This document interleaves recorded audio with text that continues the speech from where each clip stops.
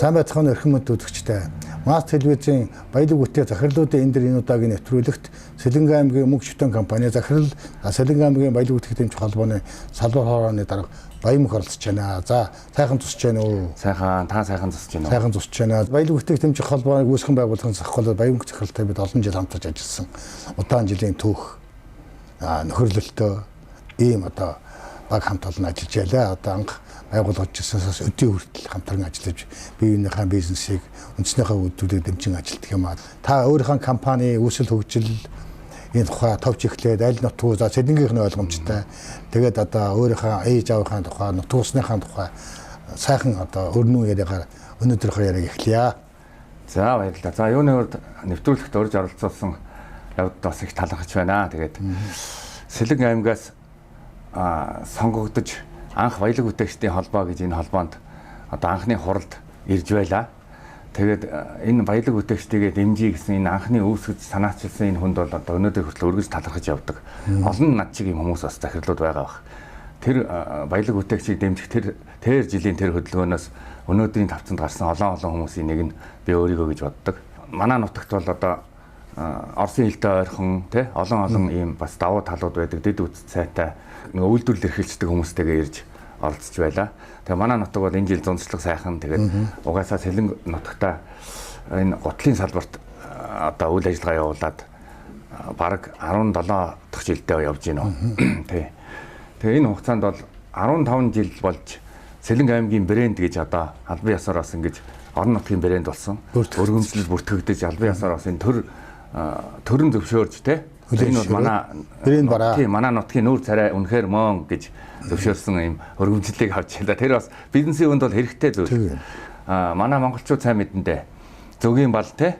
Одоо талах утсан загас сайхан тийш ятсан хүмүүс явдаг нэг орон нутгийн нэг юм брэнд бараанууд байдаг. Сэлэнгийн орхон хоньны ноос гэж одоо дэлхийд байхгүй байх. Тэр нөгөө Мернус Монгол хонь хоёроос гаргасан гэдэг ийм маш сонирхолтой ийм ноосоор хийдэг эсхий тавчиг тэр Норвегийн эзэн хаан хөтөл өмсдөг тий ийм одоо мундаг ийм гоё вебрам олон дээр хийдэг ийм эсхий шилмэл эсхий гэдэг компани бас байдаг. Гэх мэтлэнгийн цөөн хідэн брендийн нэг болсон.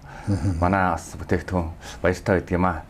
Тэгээд өнөөдөр бол яг хаа баялаг бүтээгчийг дэмжих холбооныхоо салбар хорон даргын хувьд үйлдвэрлэл одоо хийж байгаа хүмүүстэй дуу хоолойгоо хүргэж бас дэмжихсэн гэсэн сэтгэл хэвээрээ ингээд явж байгаа. Сэлэнгэ аймгийн брэнд бүтээгдэхүүнтэй ингээ сайхан итгэмжлэгдсэн миний хийсэн бараа Монгол улсын нэг аймгийн брэнд бүтээгдэхүүн гэдэг.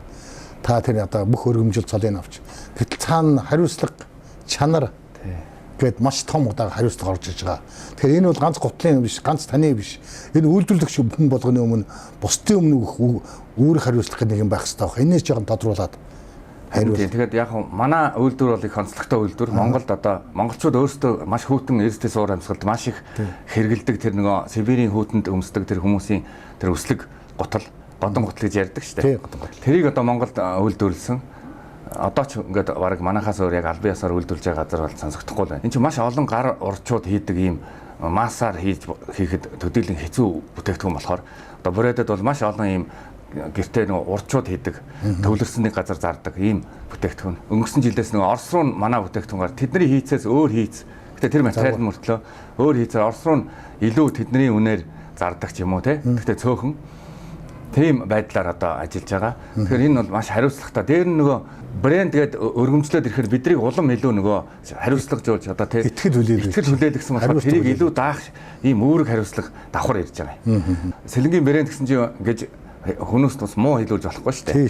Тэгэхээр тэр утгаараа бас биднийг улам илүү шахаж байгаа нэг сайхан бизнес хэрэгтэй бас мөн цаашлаад бас итгэл хүлээлгэж байгаад илүү хэрэгтэй үйл явдал гэж бас үздэг л дээ. Хүн болгон үйлдвэрлэгч болгон энд яг адилхан ягаар нэг тий. Тэгэхээр сая тэр бүтээгдэхүүний одоо танах Оросын зах зээл гаргаж байгаа гэж байна. Тэгэхээр Оросд 40 олон гутал байгаа бориодод тэрнтэй өрсөлдөд тэр зах зээл дээр ажиллана гэдэг бас баггүй бас менежмент одоо юу гэдгийг чанар гээл олон даваа талууд байх хавхалтай. Энэ дотор хамгийн гол нь Монголын гэсэн утгаараа арай өөр байх тийм үү? Тий. Ер нь бол Оросууд энийг хэдэн үеэрээ юм хийсэн байгаа тий. Тэгэхээр энийг хэв загварын одоо илүү өөрчлөлт давуу тал гаргаж ийн л да. Тэгэхгүйгээр тэднэртэй өрсөлдөх бол боломжгүй. Тэгэхээр Оросуудын өөрсдийн шохоорхтол одоо тийм чанартай мөртлөө нөгөө юм ямар нэг хэв загвар гаргах хэрэгтэй. ингэж гаргаж ирж байгаа. Тэгэхээр надад бол тэр нэг таатай байгаа. Нэг өөрсдийнх нь нутаг дээр одоо зодтолдож эхэлж гин гэж ярьх юм уу тий хараараа. Тийм шүү дээ. Ер нь бол тий өрсөлдөж эхэлж байгаа гэдэг чинь Монгол хүний бас нэг маш чухал давуу тал байна. Тэгэхээр олон жижиг дунд үйлдвэрлэгчид бусад орны зах зээл хятадд ч бай, бусад орнууд ч бай өөрсдөө хийж бүтээгдэхүүнтэй чин хүү сэтгэлээ зориулаад хийж чадах юм бол одоо энэ брэнд худалдаа адилхан бид олон брэндүүдтэй олон сайхан бараануудаар гадаа зах зээлд экспортод аргана гэж олон жил ярьсан шүү дээ. Энэ бэр ингээд тасралтгүй үргэлж ирж байгаа сайхан хэлбэр байна гэж ойлгож болох байна. Мэдээж анх алдаа оноотой явна. Тий. Бүхэл үйлдвэрлэгч нар тэгээд гадаад зах зээл өрсөлдөгч томоохон хэмжээнд мэдээж судалгадна. Тэгээд тэдрээс юугаараа давуу байх уу гэдэг дээр илүү одоо тий бүтээгдэхүүний чанаар гарах юм уу, үйлчлэгнийхээ чанаар гарах юм уу гэдэг нэг юмар илүү болж бэлэн болсон цагтаа гадаад зах зээл дээр гарах хэрэгтэй. Манайхан шууд гарах гэхэд бол тэр зах зээл дээр төдийлөн амжилт олдгүй олон тохиолдлууд та бид хоёр бол мэднэ тий. Шууд экспортын зах зээл дээр гарах бүрэн бэлэн болсон байж бас болно шүү дээ. Тийм ээ. Питер Дракерийн нэг үг өгдөг шүү дээ маркетингийн. Бараа бүтээгдэхүүн чинь борлогдно гэдгийг сайтар мэдснээр маркетинг зорилгоо биелүүлж байгаамаа гэж тэр агуу хүн хэлсэн байдаг. Тэрэн шиг маш сайн судалгаатай бол энэ зах зээл дээр манайх төвгүй явна гэдгийг судалгаагаар баталгаажсан бол зах зээл дээр ямар саяны хэлсэн үг ямар гоё үг вэ? Та өөрөө бодвол миний үйлдвэрж байгаа бүтээгдэхүүн зах зээл дээр борлогдно гэдгээ сайтар ойлгосон бодвол сайтар мэдэж ойлгож байгаа бол таны маркетингийн зорилго биелэгдчихлээ гэж. Тэгэхээр хүнд дотоод хүч гэж байдаг. Над нэг баримжаа байдаг да. За би энэ өнөөдөр энэ үзэсгэлэнд оролцоход төчнээ бараа зарчандааш гэдэг юм уу те. Миний бараа нэг өрсөлдөгчдөөс тийм хэмжээнд явна гэсэн тэр мэдрэмжийг өөрөө үнэхээр авч чадж байгаа бол энэ бол маркетингийн гол зүг цэг нь бас тэнд байх нэг гэж ойлгох юм шүү дээ. Манайхан нилээдгүй эрсдэл хүлээж байгааг одоо та бид хоёр энэ салбарынхаа хүмүүсийг бас нилээдгүй мэднэ гэж би бас хэлмээр байна тий. Тэгэхээр энэ баялаг бүтэц захирлуудын энэ төр нэвтрүүлэх дандаа одоо захирлууд оролцож байгаа нь үнэн боловч захирал боллоо ийм шатнаас ахгуулаад өдөрт төвчөнд ажиллаж байгаа. Тэгэхээр энэ төгсгөө захирлуудын өмнөд адилхан зовлон байдаг. За өнөөдөр ажиллах хүчний хомсдлын тухай асуудал хаагүй байгаа энэ зовлонгой би бүх оролцсноос асуудгийг. Танад ямар хувь энэ асуудлыг бид яаж шийдвэл зөв бэ? За энд бол хамгийн чухал бидний ярих үргэлж ярьж байх асуудал. Энийг харин ямар гарц бас байна гэдэг дээр бас санаа оноо тээж явдаг. Энэ тухай ярих байх гэж ярих ёстой гэж бодож байна. Тэг. Үнэхээр захтансан газар майцсан энэ асуулт. Өнөөдрийн магадгүй миний нэвтрүүлэгт ирж бас олон жаргалаа хуваацхийн гол бас энэ зүйл нь таны энэ асуулт байна. Тэгэхээр манайх бол бүр онцлогтой нөгөө хендмейд гар урлалын ажил учраас гар урчууд те тэднийг би өөрөө сургаж би өөрөө эн чинь нөгөө манай эмээ ойдог байсан. Энд нөгөө хүмүүсээ сургасан. Өөрөө ч бас би нэлээд хөгжиж сурах зөндөө одоо зам тавьсан л да. Манайх ингээ кластраар ажиллах тал руугаа одоо явахгүй болвол бид нар ганцхан өөрийнхөө брендийг бүтээхийн тулд одоо өөрийнхөө брендийг зах зээлд нийлүүл үйлдвэрлэхийн тулд бүхэл бүтэн үйлдвэр байгуулах. Бүхэл бүтэн одоо бүгдийн бүх системийг ганцхан өөрийнхөө дотор угсрах хэрэгтэй болчиход байна. Тийм шүү дээ. Бүх брэндүүдийг үйлдвэрлэдэг нэг том, хоёр том хуучин гутлын үйлдвэр шиг байвуулна баг болчих гээд байгаа шүү дээ. Гэх мэтлэнгээр ингээ хөгжин одоо тэр гадаад улсууд тэгж хөгжөөд нэг өрсөлдөөнд илүү гараад байгаа байхгүй юу? Монголд нөгөө ажиллах хүчнүүд маань бас байхгүй ш бас байгаа, сайн та муутай байгаа, чаддаг чадвартай гэдэг. Тэгэхээр ажилчин хүний боловсрол гэдэг ингээ ярил аюу урт яриа болох гээд байна. Гол юм хариуцлагынхаа энэ тогтолцоог хэдүүлээ бүрдүүлмээр байна. Монголд миний ажигласнаар аялал жуулчлалын бизнесийн зах зээл дээр бол яалтч байхгүй алдаа оноо гаргасан гайдууд одоо тэр нөгөө хөтөж энд ингэсэн шүү гэдэг эдгээр нэг ам бүл шиг ажиллаж эхлээд байна. Дээр үед нэг хөдөлмөрийн өвтөр гэж юм байсан. Социализм үед. Одоо ингээд нөхөр бомцонд болвол тийм албан тушаал тэнд ажиллаж энд ажиллаж ингээд бүгдээр бичээд байдаг. Өнөөдөр тийм хөдөлмөрийн өвтөр буюу тэр бүртгэлийн системийг л ашиглачмаар байгаа. Тэгэхгүй бол өөрөө миний регистрийн дугаараар ороод намайг хаана юу хийжсэн гэдгийг мэдчихдэг. Тэр хүнийг одоо энэ хэн бэ гэдгийг сонголт хийж авахд бүр амар. Энийг л одоо дараа дараагийн хөдөлмөрийн хуулийн юм уу өсвөл суулгаж өгөх. Тэгэхээр энэ хуулинд өөрчлөлт орох хэрэгтэй. Зайлшгүй шаардлагатай энэ ажил хүчний зах зээл дээр хүмүүсийг хариуцлагажуулахын тулд хүн өөрөө хариуцлагатай болохгүй шүү дээ. Систем нь хариуцлагатай байхыг шаардаад ирэхээр ямар ч хүн хариуцлагатай болохоос аргагүй. Тэгэхээр бомцент гэдэг захирлаас ажлаас халагдсан бол над дээр ажилд орох гэж байгаа бол бомцент захирлын тэр хүний тодорхойлтыг тавиад ирээ. Таныг яаж тодорхойлсныг би мэдэхгүй байна.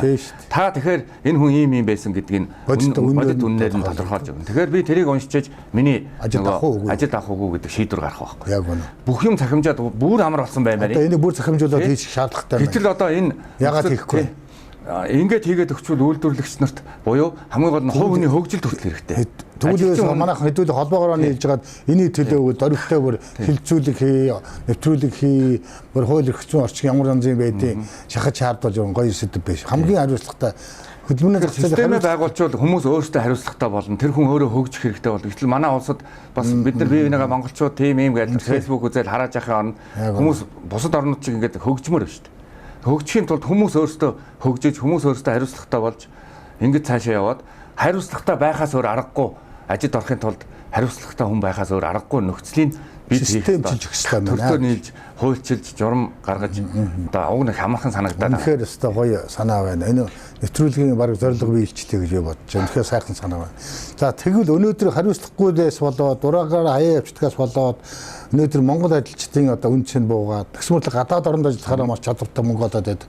Гэтэл хариуд нь бид гаднаас ажил хүч авахар боллоо. Төрөөч нь ороод ажиллаа хийж байна. За энэ ер нь зөв систем үү? Төрдөө хэрэглэх нь гарцаа байхгүй юм уу? Тэгэхээр нөгөө саяхан ярьсан миний ажилчин гэдэг боловсрал гээл сөрхөн яриад байгаач биш. Монголчууд муу хүмүүс биш байхгүй юу? Муу одоо нөгөө бом цэндгаагаас одоо энэ танаас ажлаас халагдсан ч тэнд очиод орчдөг ийм дураараа тийм зөнгөр гэдэг юм одоо их чөлөөтэй ярихад ийм хүмүүс биш. Тэр гадаад ягаад тэгвэл сайн ажилладаг юм. Тэнд нөгөө миний саяны ярьдаг систем нь байгаа байхгүй. Нилээд олон жилийн өмнө MCS компани шинээр ажиллах хүчний нэг солигдох зардал нь сая хэдэн зуун мянга кг зардлаа тооцоод тэдний компани гаргацсан байсан. Тэгэхээр чиглэл компани шинээр маш чухал нэг инженер ажилласаа гараад оронд нэг хүн сургаж ч юм уу ажиллуулахад тэнд маш том зардал. Тэгэхээр бомцын захирал энэ зардлыг болон цалингаа нэмэх зардлаа тэнд гаргаад байна. Гэдэг ч юм уу ингээд бид өөрсдөө илүү өндөр ашигтай ажиллавал бид тэр гадаад өгж байгаа цалинч өгч чадах байхгүй. Өнөөдрийн бидний хэрэгжүүлж ажиллаж байгаа хөдөлмөрийн хууль 1919 онд батлагдсан хууль байгаа. Энэ хууль эрх зүйн зорчин болвол одоо ажил олгогчийг нэлээд тийм одоо доош нь хийсэн, дарамтлсан ажилчныг бол дээш нь гараад тавьсан хууль өнөөдөр үйлчилж байгаа.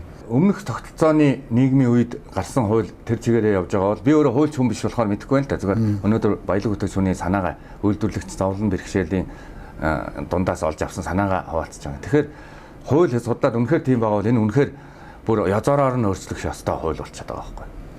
Хүн амын орлогын албан дотор гэж одоо цалингийнх нь 10% авчиж суучаад тэр одоо 3 сая төгрөгийн цалинтай 300 мянган дугаа өгнө.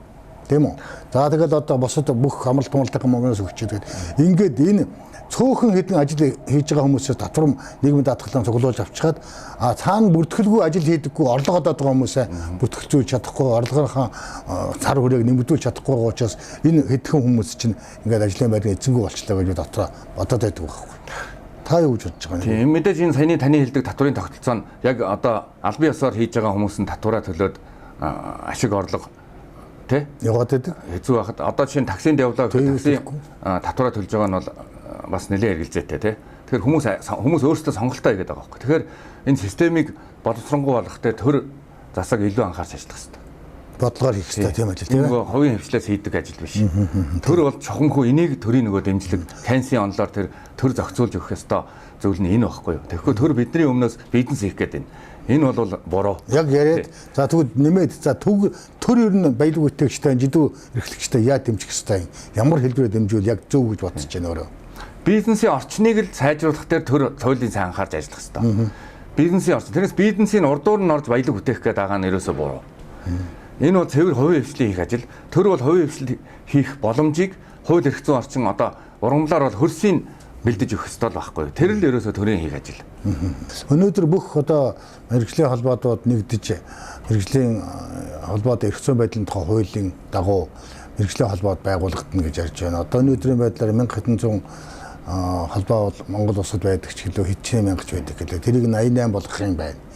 Тэгээд энэний дагуу бүх мэрэгжлийн холбоотууд нийлээд нэг холбоо болоод тэгээд одоо тэнд нь улс тэр болсон холбоотой хамтран ажиллах гэрээ байгуулах юм уу, төрийн заримжийг үүргийг тэр холбоогоор гүйцэтгэх гэж байгаа. Тэгэхээр энэ мэрэгжлийн холбоо гэсэн утгааг ер нь өөрөө юу гэж ойлгож байгаа.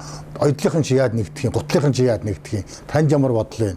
Энэ барилгынхан яад нэгдэх юм, юу гэж бодож байна? Тогтолцоог нь сайжруулад өгчүүл нэгдэх юм байна. Тэрнээс монголчууд нэгдэж чаддаггүй гэдгийг бол олон хүмүүсээс сонсч байсан. Би ч тэрнтэй зарим талаар санал нийлдэг. Бид нар нэгдэж чадахгүй гэдэг нэгдүүлдэг систем нь бас л бүрдүүлэх хэрэгтэй. Тэрнээс бие бинийгээ хайрлан нэгдэнэ гэдэг нь бол нэлээд олон мянган жилийн дараа хүн төрлөختний нэлээд одоо дотоод одоо оюун санааны хөгжлийн дараа ирэх зүйл. Тийм Тэгэхээр ашиг сонирхол дээр нэгдэх нөхцөлийг бүрдүүлнэ. Тэр хамгийн чухал. Үнэхээр бас гоё үг хэллээ шүү. Ашиг сонирхол дээр хэрвээ бид ингээд адилхан бүгд гутлаа идэг мөртлөө нэгдэж нэг холбоогоо байгуулж чадна гэдэг чинь тэгвэл нэг ашиг сонирхол тэнд байх нь шүү дээ. Тэгэхээр тэр ашиг сонирхолтой нэгдэж чадах юм бол бид нэгдэж чадахгүй чадахгүй. Одоо ингээд маш олон холбоо, айдлын хэдэн холбоо гэдэг бүгд ингээд бүгдээ нийлэхгүй нэгдэж чадахгүй байгаа учраас энийг хийж чадахгүй нэ гэж ярьж байгаа. Тэгээд төрж гисэн нэг ойдтойхон зөрөх гаргаад шийдээд энэ за энэ асгүйг энэ холбоонд авгүй энийг ингэж хийдийхээр болохгүй байх гэсэн нэг яриад байгаа. Хэрвээ ингээд өнөөдөр Монгол улсын их хурл 76 байж байгаа 128 26 боллоо тийм ээ. Ингээл одоо тэгсэн мэт төрөө Монголаа хуулийн хулгай дээрэмч ингээл энэ төрийн одоо нэр хүндэн газар унлаа. Төрийн төшөөдийг бол бүгд хулгайч гэдэг боллоо. Одоо бид хизээ хулгайчгүй төрийн төшөөтэй болтлын систем өөрчлөх юм бэ. Юу гэж бодож байна? Нэлээд том асуудал байх л да. Зүгээр эргэн хүний хувьд харахад ярьж болно шүү дээ. Эргэн хүний хувьд энэ төрийн хүмүүс чинь бид нар гинтгэн тэднэсийг муулаагүй. Тэд өөрсдөө хулгайч гэж өөрсдөө муусан болохоор бид нар тэгж хэлэхээс өөр аргагүй болсон. Аргагүй болсон тий. Маш олон үеийн одоо мэдэхгүй байна. 2010 оноос хойш ч илүү ингээд миний одоо тодорхой санаж байгаагаар одоо энэ тэр энийг би энийг улс төрийн конкуренц чи өөрөө нөгөө танаас би илүү гарч санал авч одоо гишүүн болохын тулд таныг муулах хэрэгтэй болдог энэ нөгөө улс төрийн хард технологи гэдэг илүү дээ. Тэгээ би нэгэ модон чийч тэрийг асан чийч хулгайч гээд их хурл дотроо нөгөө хулгайч их хурлынхаа нөгөө хурал дээр гэж би нэгэ яаж исэн зургатаар одоо бид тэ фэйсбુક дээр харж ирсэн. Тэгээ тэр би нэгэ ингээ хулгайч та тэрийг та ч гэсэн хулгайч би ч гэсэн гээд ингээд яхаа бид үзэгч бид нар болохоор эдгээр тийм байна гэд хэлхээс өөр аргагүй. Хүүхдүүд хүртэл хулгай гэдэг гадаг ярьсан тийм ээ. Тэд өөрсдөө тийм болгосон. Төрийн хүнд итгэдэг. Төрийнхөө сүлдэн залбирдаг тийм одоо үе залхамжлал ард түмэн. Өнөөдөр энэ системээр ингэтлээ унлаа. Үнэхээр энд бол одоо нэлээд том реформ хэрэгтэй. Реформ хэрэгтэй. Заримдаа улс төрлөө орохгүй болоод өнөөдөр ингээл олон засаг солигдоод ирэхээр л нөгөө яамны чинь сайдаа таныг өөжл дараагийн сайд ирээд энэ хийжсэн бодлого модох чи бүгд байхгүй болоод эзэнгүй шүү дээ. Тэгэхээр энийг улс төрлөөр яг хэлэхгүй бас болохгүй байхгүй. Тий. Тэгэхээр би бол одоо сүүлийн төр бол маш тогтвортой байх нь зүйтэй гэж үздэг. Харин тэр бол төр тогтвортой байвал энэ нөгөө би Японд сурсан. Би бизнес удирдлагаар магистр сургалтанд. Японд бол хамгийн миний сурсан чухал олж мэдсэн мэдлэг гэвэл cycle management гэдэг PCM гэж байгаа юм. Европт 90-ад оноос хойш нэвтэрсэн. Тэр болохоор нөгөө cycle гэж одоо ийм спираль хэлбэрээр нөгөө хөгжлийн залгамжлалын дэвшигдэх чанар гэдэг диалектик материализмын баг философи хууль шүү дээ. Тэрнтэй төстэй. Одоо ингээд JICA-гийн нэг шатны төсөл хэрэгжлээ. Хоёр дахь үе шатных гэдэг ингээд тэр чинь нөгөө cycle management яваад шүү дээ. Тэгэхээр төр яг тийм байх хэрэгтэй байхгүй юу? Энэ сайд өнөөдөр бодлого хэрэгжүүлж хагаад магадгүй хувийн алдаа ч юм уу ямар нэгэн шалтгаан өвчин зовлон тусаа ч юм уу ингээд ажил өөр сайттай болж болно. Тэгэд тэр цааш нь үргэлжлүүлээд тэгтээ магадгүй илүү шин санаа тий инновац хийж ингээд бүр бүгдийг болоод цоо шин нэм дахиад гараад судлаад ундаг. Тэгээ энэ чинь ерөөсөө бүр Монгол улсын хөгжлийг ганц алж байгаа юм байхгүй. Өмнөх сайдын үеийн одоо бодлого нь дараагийн сайд дээр бүр байхгүй болчиход байгаа байхгүй. Цаасан байхгүй. Тэгэхээр энэ нөгөө залгамжлагдан дэвшигдэх тэр удирдлага нь дахиад шинээр эхлээд эн чинь ингээд шууд самраад байна гэж ярих гэдэг.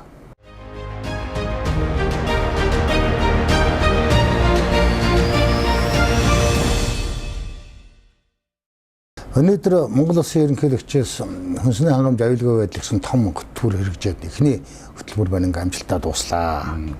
Энэ хөтөлбөрийн хүрээнд олон үйлдвэрлэгчд баялаг бүтээгчд үнэхээр өөрсдийнхөө үйл ажиллагааныхын чиглэлээр тодорхой хэмжээний хөнгөлөлтөй зээлмэл аваад тодорхой хэмжээний одоо өндөр төрлийн бүтээгдэхүүн нэмэгдээд ингэж ажиллаа. За сэлэнгэд ер нь аль хэрэг энэ хүнсний хангамж аюулгүй байдал дээр төсөл хөтөлбөр яаж хэрэгжсэн болоо? Энэ бол аюул чухал зүйлийг хийсэн. Мэдээж Сэлэнг аймаг бол үр тарианы хамгийн их 70% билүү хангалттай төмс хүнсний ногоо бол бараг 100% Монголоо хангах чадaltaй аймаг. Тэгэхээр зэрэг манай дээр бол маш олон төслүүд хэрэгжиж энэ хүнсний хувьсгал гэж одоо томоор нэрлсэн тий.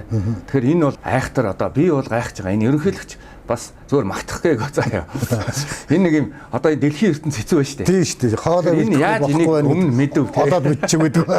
Энэ хамгийн чухал юмыг барьж авч ажиллуулж байгаа байхгүй. Энэ хүнсийг хамгийн чухал одоо жишээ нь сая коронавигоор нэг юм ойлгосон байх маа. Тийм бүгд ойлгосон. Тийм хахаар бид нар хүнсээ үйлдвэрлэж чадахгүй л өсч өгөн. За бүр маск аж үйлдвэрээ болий.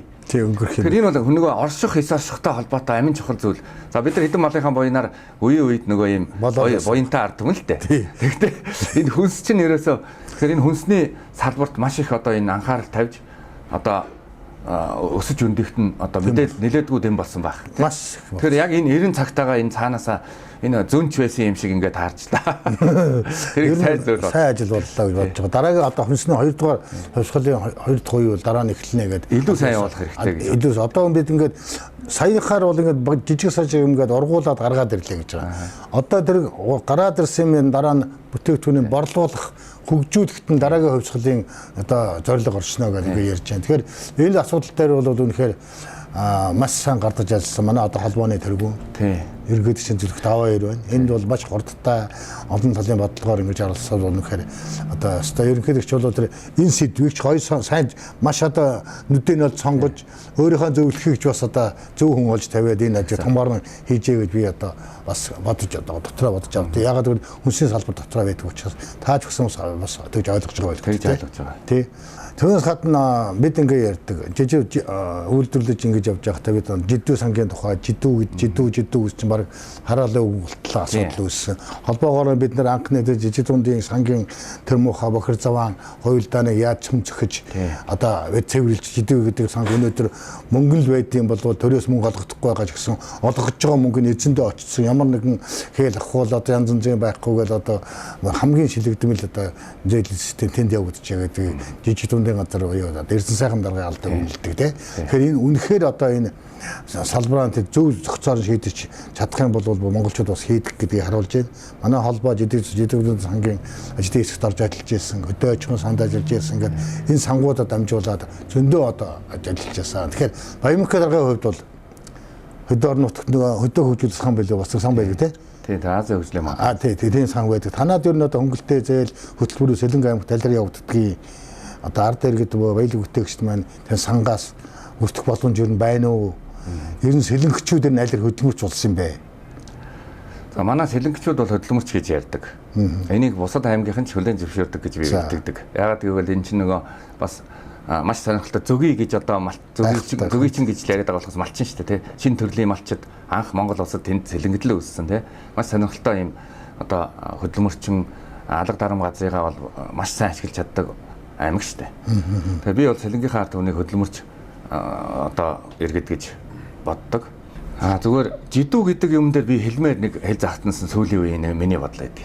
Энийг бол баялаг үтээгчдийг дэмжих холбоо бид одоо анх нийгэмд илрүүлсэн. Тэр жидүү сангийн хулгай гэдгийг. Тэгээ энэ маш муухай хулгай болсныг Монголын ард түмэн ясандаа толтол ойлгосон гэж би бодсон. Би тэр тэмцэлд явж байсан. Тэгвэл энэ жидүү гэдэг 3 үсэг чинь хараал болтоо гэж та хэллээ шүү. Энээс болоод улс төрчид баг энийг хэлэхээс айдаг болсон. Тий. Тэрний нэг муу тал байна гэж би харж байгаа. Эрдэнэ сайхан дарахтаа би үе ганц 2 удаа бас нэг өглөөний цай уулзалт гээд эндээс зохион байгуулсан чи өлөө ганц 2 үг санал бодлоо хаяа солилцож үзчихсэн. Тэр үнэхээр танаа сан яаж ийн гэсэн. Манай сан бол одоо энэ чинь манай сан баггүй юу? Жидүү сан чи. Гэтэл бидний одоо дэмждэг энэ сан маань бол үнэхээр шавдар өгчөг болсон. Тий байх. Одоо энд нөгөө санхүүжилт нэмж одоо олгож улам илүү энэ дээр анхаарал тавих байтал эсэргээрээ болцсон. Улс төрчнөрт одоо баг жидүү сан яриад энийг дэмжиж гэж ярихаас айдаг болсон. Тэгэхээр энэ муу тал нь сан бол ингээ орхигдсон гэж баг хэлэхээр байгаа. Яг тэгэхээр нөгөө санхүүгийн дэмжлэгээр бол орхигдсон. Яг л хуучин хуучин хэдэн тэрбум төгрөг байсан. Хулгай хийх боломжгүй болохоор тэр санал мөнгө хийх. Тэр мөнгө одоо улс орны одоо төрөөс илүү анхаарах нь бол хаягдчихж байгаа болсон. Тэгэнгუთ тэр сан хуучин мөнгөө л одоо эргэлдүүлээд зарим аймагт бол энэ жил Сэлэнг аймагт бол жишээ нь жидүү сангийн зээл болгодоогүй шүү дээ. Яг л мөнгө байхгүй. Энэ Эрдэнэ сайхан даргын муруу биш. Энэ бол төр засгийн газраас илүү сайн анхаарах хамгийн чухал юм аа. Улс төрийн хар юунд одоо ашигладаг хэрэглүүр болсноос болж энэ сан орхигчлоо. Энэ бол айгүй эмзэглэмээр харамсалтай зүйл болчиход байгаа байхгүй. Улс орны хэмжээгээр жижиг дунд үйлдвэрлэх хамгийн их олон ажлын байрыг бий болгож байгаа тулгуур нь гэдэг байгаа мөртлөө яагаад энэ жижиг рүү төв засаг юм боломж олохгүй байна. Тэгмээ жидүү сангаа ярьж чадхаа болцсон тэд нар. Айдаг болсон уу? Жидүү гэж хэлэхээр. Тэгэхээр жидүү гэхээр л одоо ингээд нөгөө хүмүүсийн сэтгэл хулгай нүүрлсэн маш хамгийн том сан илэрсэн болохоос бусад зангууд ч гэсэн тэрнээс амар байгаа байх шүү. Илрүүлсэн нийгэмд гаргаж ирж манай холбоо бол энийг нийгэмд гаргаж ирсэн шүү дээ. Тэгэхээр нийгэмд гаргаж ирээгүй л болохоос бусад зангууд ч адилхан. Тэгэхээр манай жидүү сан хэтэрхий одоо ингэж холгаа нөөрлснээрээ улс төрчдийн айдастай сан болсон. Тэгэхээр жидүү санд анхаарч хөрөнгө оруулах ёстой. Гэтэл нөгөө жижиг дунд үйлдвэрлэгч үйлчлэгээ эрхлэгчд маань энэ улсыг бараг сая хүнийг одоо багтаасан хамгийн том стратегийн гэж яриул хамгийн том салбар нь байхгүй юу? Хамгийн их мөнгө олдог салбарыг улс төрчнөр хамгийн том гэж яриад илээ. Зарим нэг улс төрч би нэр дуртаад яах вэ? Уул урхаа ч юм уу тэр бол манай хамгийн том гэдэг. Энэ эх орныг авч явж байгаа, иргэдийг авч явж байгаа санд ч уул хамгийн том байхгүй юу? Жидг нь одоо жидүү байхгүй юу тий? Тэгэхээр энэ санд хамгийн анхаарлаа төр засаг тавина. Төр өөрөө хий хоосон чамаагүй маш олон ажлын байрыг өргөж нэмэгдүүлж байгаа. Нэг хэсэг хүмүүсийг ажлаар хангаж байгаа нь үнэн. Тэгэхдээ энэ бол төр зардлаа бууруулахаас өөр аргагүй болсон. Тэ? Гэтэл өнөөдөр тэр амьдралыг иргэдийн амьдралыг авч явдаг тэр салбарыг л хамгийн том гэж хэлэх ёстой. Тэнд хамгийн анхаарлаа тавих ёстой. Тэнд ганцхан анхаардаг нэг юм жидүү сан гэж байгаа юм. Гэтэл нөгөө Азийн хөгжлийн банкны тэр хөдөө хөгжүүлэх сан маань ч нөгөө ондоо олон улс нөгөө дэлхийн төрөлж яана өөр одоо явчих. Өөр одоо энэ олон улсын байгууллагууд хөрхийн энэ дээр ч анхаарч штеп. Төр нь илүү анхаарах хэрэгтэй байхгүй юу? Тэгэхээр жидүү самд үнэхээр төр мөнгө тавихгүй одоо санхүүжилт байхгүй гэдэг. Гэсэн мөртлөө одоо баялагын сан чиглөө төрд мөнгө байна гэдэг байгаа байхгүй. Тэр мөнгнөөс энэ одоо манай жидүүгээ санхүүжүүлээд бид ингээ эргэлтэнд оруулаад хөгжүүлээд өгье гэдэг. Ингийн жидүү дундынхаа нэг хууль мойл, сангийн хууль мойл нь өөрчлөлт оруулъя гэдэг. Ингээ жижиг дундын газар ингээд улс төрд хуулийн өөрчлөлтийг барьсан. Тэрийг бол сангийн яам бишүүрхгүй гэж байгаа байхгүй. Тэгэхээр тэнд хөдлөхгүй байгаа мөнгийг яагаад энэ жидүүгийн сонлоо оруулаад хулгай орох боломжгүй АТГ-ээс одоо хамгийн авилгалгүй төрийн байгууллага шалгаж шалгачаад байгаа энэ газар руу энэ улс орны хөгжлийн илүү ягаад санхүүжилт өгөхгүй байна. Энэ төрд юу гэж үг дайх вэ? Яг энэ дээр миний хувийн бодол бол баялагын сангийн хөрөнгө бол хөдөлж явах хэрэгтэй гэдэг дээр тантай санал нэг байна. Норвегийн баялагын сан бол одоо манай оюу толгойд орцсон хөдөлж шүү дээ. Одоо бид нэр Рио Тинтогийн яриад байгаа чинь хамаг хувьцаа Норвегийн баялагын сан эзэмшдэг тий. Тэгэхээр ингэ баялагын сангууд найдвартай юм дээр хөдөлдөг. Баялагын сангийн удирдлага гэж тусгай удирдлага дэлхий дээр байдаг тий. Маш бол нийт бол 6 их 80 долларын хэмжээний сангууд байдаг юм байна. Тэгэхээр энэ баялагын сан байгаа нь зөв, тэр хөдөлгөн зөв. Гэхдээ эрсдэлтэй салбаруудад хөдөлгдүүл юм байна л да тэр баялагын сангийн удирдлага нь. Тэгэхээр баялагын сан бол бидний төрөвч хадгаламж. Энэ бол зайлшгүй байж аливчих учиртай. Жижиг дунд үйлдвэрлэлийн сан хөөрхийн уул нь жижиг юм шүү дээ. Тэгэхээр энд бол төр сангийн яамнаас одоо төр өөрөө энийг бүрдүүлээд жил бүр одоо тодорхой хэмжээнд бас санхүүгийн нөөцийг нэмж өгж явах боломжтой гэж би харддаг. Олон улсын байгууллагаас Монгол улсад олгогдож байгаа зээл тусламжийн мөнгө гэж бас байна. Энэ мөнгнөөс одоо жидүү гэж бас л одоо энэ яагаад үндснийхээ үйлдвэрлэдэг жижиг үйлдвэрлэгч баялаг бүтээгчтэй санхүүгийн багуудтай зээл олгоод өгөх боломж яагаад олддгүй юм бэ? Энэ хэд чинь энэ банкуд санхүүгийн байгууллагын өндөр хүүтэй зээл банкны зээлээр одоо ингэж явсаргаад өнөөдөр үндсний үйлдвэрлэлийн бүтээгдэхүүн үнэтэй гэсэн хаяг зүйлээ. Та юу гэж бодож байна? Тийм учраас үнэтэй болж байгаа байхгүй. Маш сайн дэмжлэгтэй тогтолцоог нь хууль эрх зүйн тогтолцоог нь маш сайн дэмжиж хангаж тэр түрүүн ярьсан хүний нөөцийн бүрдүүлэлтэн дээр те одоо хариуцлагатай ийм сайн тогтолцоог бий болгож дээр нь мэдээж санхүүгийн нөөц жижиг дунд үйлдвэрлэл санг бас нэлээд сайн ажиллаулдаг ийм нөхцөлд нөгөө жижиг дунд үйлдвэрлэгч нар ч өөрсдөө боломжтой болно бараа бүтээгдэхүүн хямдхан болно энэ бол нөгөө өөрсдийн хөгжилд нь л чөдөр тушаа болоод байна л да. Жишээ нь манай Монголд бол жижиг дунд үйлдвэрлэл хөгжих одоо бүрэн хөрсөн бол байгаа юм. Эдийн засгийн судалгаагаар ганцхан хууль эрх зүйн боломж нөхцөлийг бас илүү сайн бүрдүүлэх хэрэгтэй. Ялангуяа тэр ажиллах хүчний хүний нөөцийн тэр халагдах шинээр солигдох тэр зардал мардлыг одоо байхгүй болгох, бууруулах тал дээр төр анхаарч шинэ одоо хариуцлагын тогтолцоог бүрдүүлэх ийм байдал дээр ажиллавал үндэсний үйлдвэрлэгчд бол өрсөлдөнө. Бид нар өрсөлдөх чадвартай болыг гэвэл нөгөө түрүүн би хэлсэн энэ кластерын системээр одоо гутлын салбар гэхэд тэ брэндүүд өөрсдөө брэндээ үйлдвэрлэхийн тулд заавал өөрийн үйлдвэр байгуулад байгаа байхгүй. Тэгэхээр Nike бол ямар ч гутлын үйлдвэргүй шүү дээ. Nike гэдэг дэлхийн нийтээр мэд.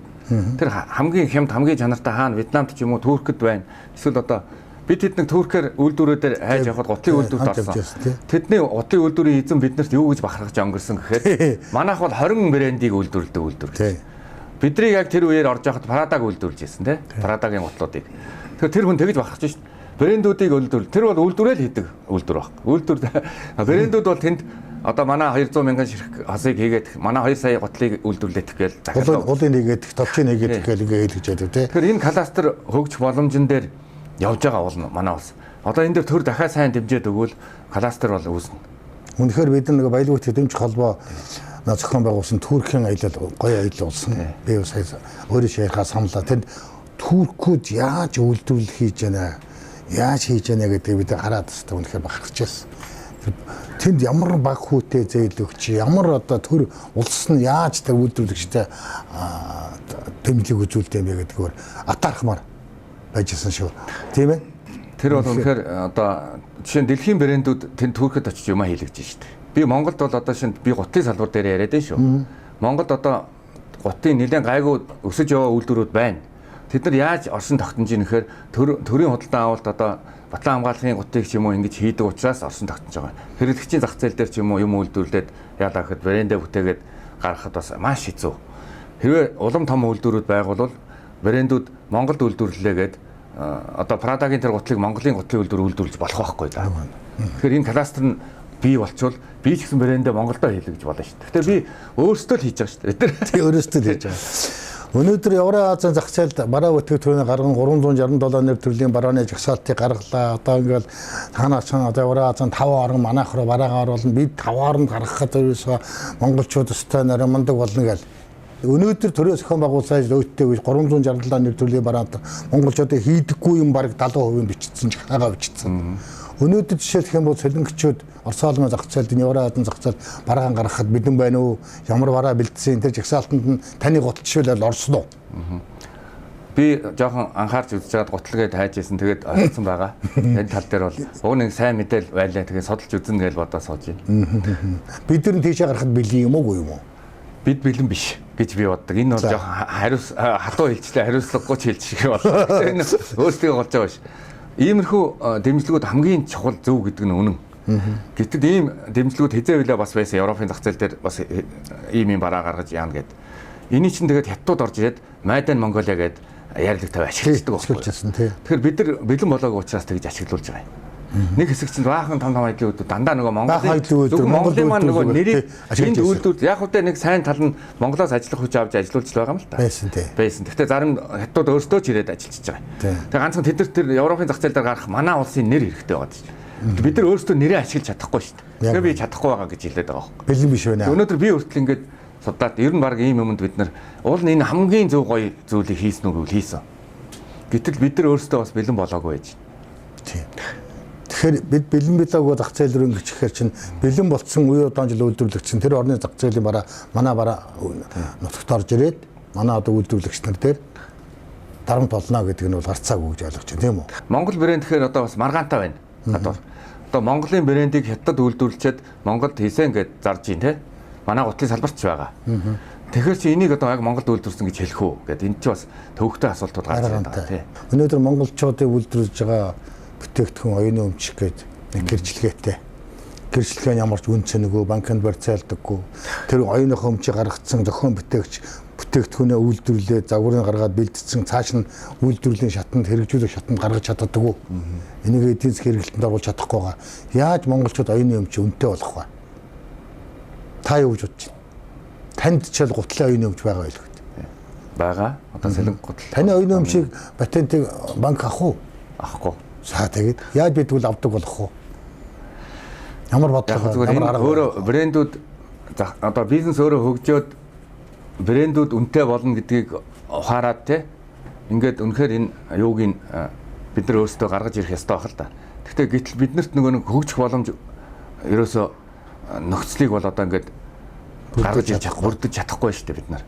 Оюуны өмчийн дэлгүүртэй болчихно. Оюуны өмчийн дэлгүүртэй болчихвол гоё юу? Тэнд дэлгүүрээ явж болох уу? Юу гэж бодож байна? Оюуны өмчийн дэлгүүр рүү ороод тэр хүний үйлдвэрлэсэн барааг би худалдаж аваад түүнийгээ би өөрөө үйлдвэрлээл зах зээлд гаргадаг ийм одоо систем байж болох уу? Гадаад орнд яад юм бол би сайн мэддэг. Монгол улсад оюуны өмчийн газар гэдэг газар байна. Ямар ажил хийдэг вэ? Одоо манай загваруудыг SP 20 загвар гэж ярий. Нэг гутал байгаа тий. Гэт тэрийг би ганцаараа үйлдвэрлээд ашиг олдог байлаа гэж бодоход хэн нэгэн яг хариуцлагатай үйлдвэрлээд ашигаа олъё.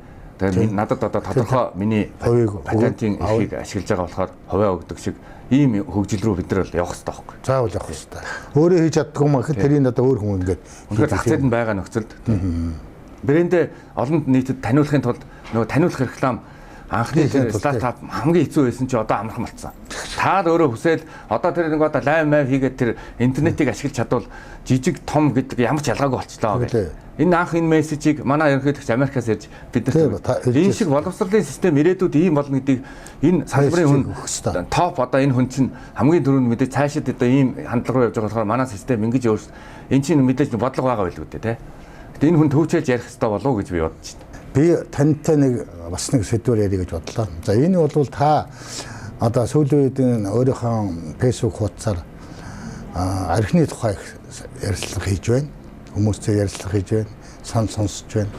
Тэгэхээр арх гэдэг юмыг бол ерөөсөө ингээд би чамаа дийлэхгүй шүү гэдгээ хүлээн зөвшөөрсөн юм а. Би бол яхаа алдсан архичин байсан юм а гэдгээ хүлээн зөвшөөрөөд тэрэнд хамааралд орчихсон энэ Монголын архин далаад живцсэн монголчууд архины зовлон манай ах トゥ амар саданд ч байна, найз нөхдөд ч байна, танд ч байгаа, тэнд ч байгаа, албан газарт ч байна.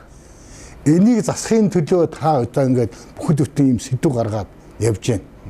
Энэ чи манай тэр олон хүмүүсийг эрүүд болгочих юм бол манай ажиллах хүчин хүртэл нэмэгдэх хэрэгтэй байхгүй.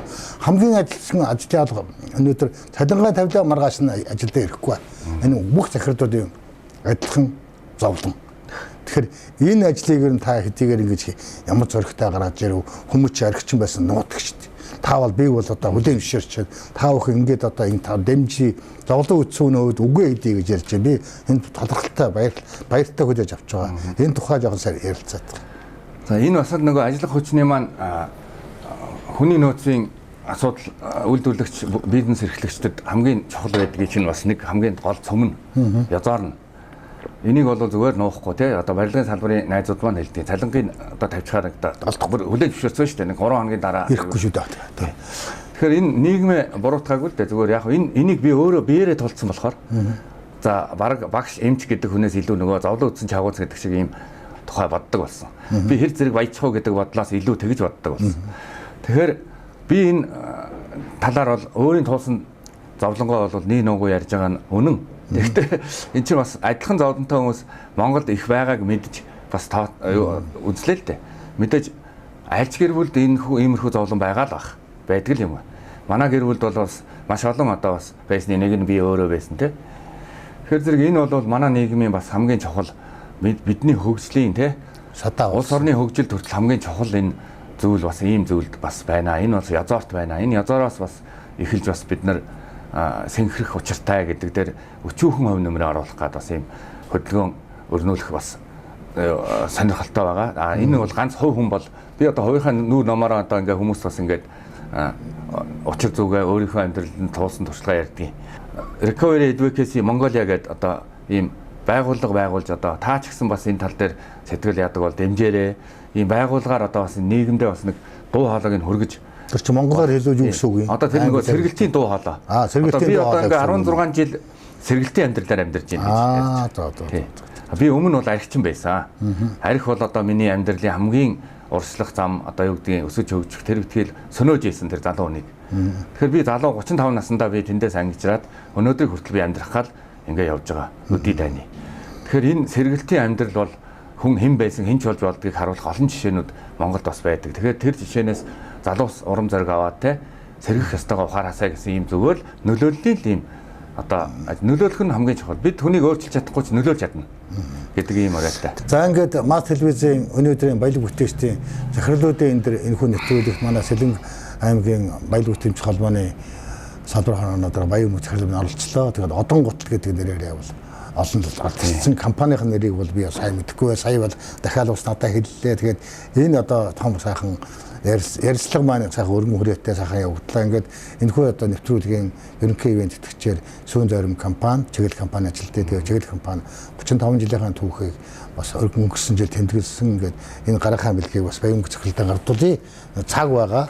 Манай компани нэг бүтээгдэхүүнээ үйлдвэрлээд дотроос сурчлагаа ярьсан календар байдгийг ингээд танд бас ажлын амжилт хүсье.